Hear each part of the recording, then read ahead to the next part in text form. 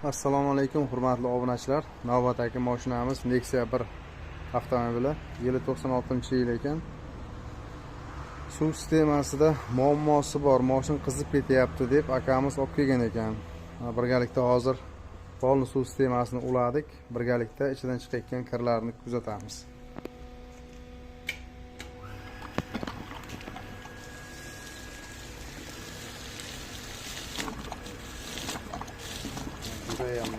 Strachni kirib ekan. Mana shunday katta motorlar ishdan chiqyapti, mana ko'rayotgan bo'lsangiz.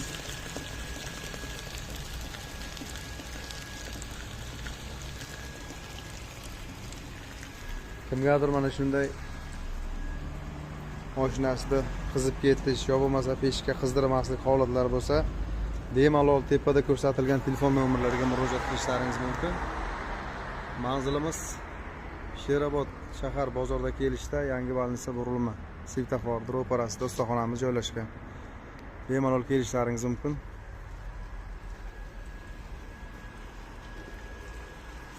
Ishdan chiqayotgan kirlari mana shunday katta musorlar chiqyapti mana. Sensayning ichida musor bor. Nega vaziga qizib ketish holati bo'lyapti.